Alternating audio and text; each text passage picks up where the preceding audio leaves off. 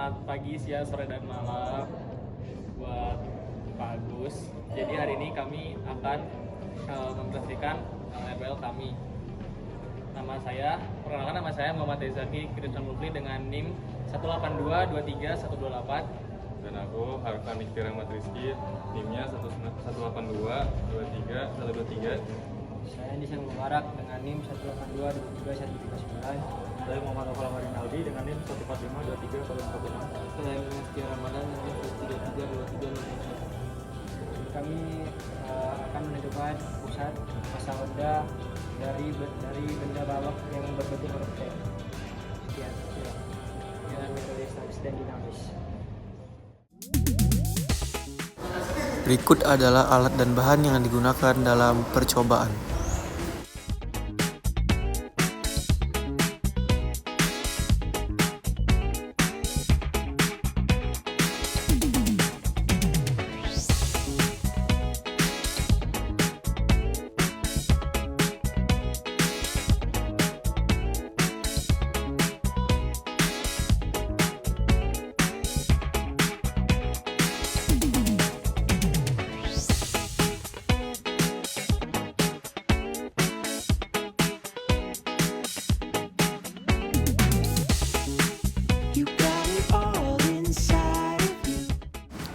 Untuk massa dari batang yang kami gunakan adalah 0,200 gram, sedangkan untuk panjang batang yang kami gunakan adalah 30 cm.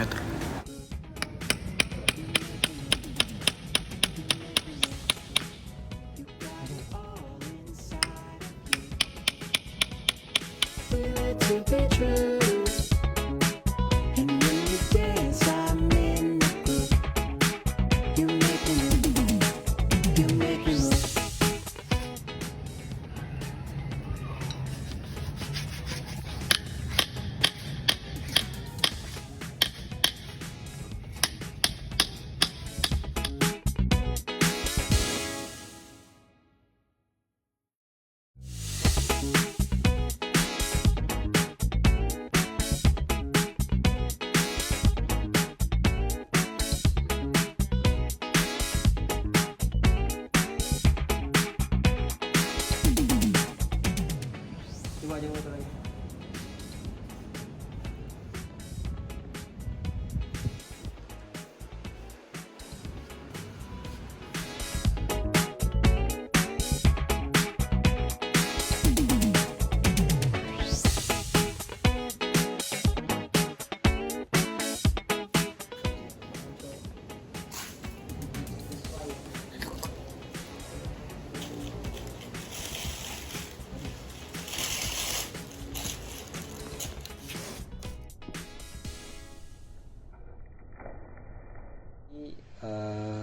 Cara menentukan posisi pusat massa benda dengan metode statis adalah dengan cara menggantungkan benda T dengan dua titik yang berbeda, yaitu titik A di sini dan titik B di sini, dengan acuan posisi koordinatnya adalah seperti ini. Jadi Y di sini dan X di sini. Jadi untuk dengan acuan tersebut didapat titik A berada di X-nya 1,5 dan Y-nya 32,7. Kemudian untuk yang titik B, titiknya adalah X-nya 28,5 cm dan Y-nya adalah 32,7. Kemudian setelah digantung dan mencapai keseimbangan, lalu kemudian ditandai garis vertikal yang melalui setiap titik gantung seperti berikut. Titik vertikalnya titik A ke sini dan titik B ke sini. Kemudian kami mengukur jarak X dan Y dari masing-masing titik gantung ke titik pusat massa yang diinginkan. Ya, seperti ini. Untuk jarak vertikalnya sendiri adalah 9,2 cm dan jarak horizontal adalah 14 cm. Masing-masing bernilai sama untuk titik A dan titik B. Untuk perhitungannya adalah seperti berikut. Didapat XPM sama dengan 15 cm dengan cara mengerata-ratakan jumlah XA dan XB. Kemudian Untuk koordinat YPM adalah sebagai berikut, 23,5 cm. Selanjutnya saya akan menjelaskan tentang pengolahan data metode dinamis untuk penentuan pusat massa benda.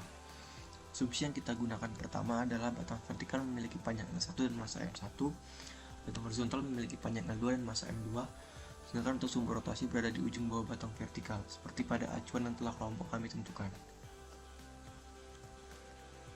Lalu, kita dapat mengetahui massa M1 dan massa M2 melalui massa total lalu dibagi dua, dengan asumsi distribusi massa tiap batang dianggap homogen atau sama. M1 dan M2 sama-sama bernilai 0,1 kali 10 pangkat min 3 kg. M1 dan L2 juga bernilai sama, yaitu 0,3 meter. Yang pertama, kita akan menentukan terlebih dahulu momen inersia untuk batang horizontal. Untuk batang horizontal, sumber rotasinya tidak berada di pusat massanya, sehingga digunakan teorema sumbu sejajar, yaitu 1/12 sama dengan M2 kali L2 kuadrat.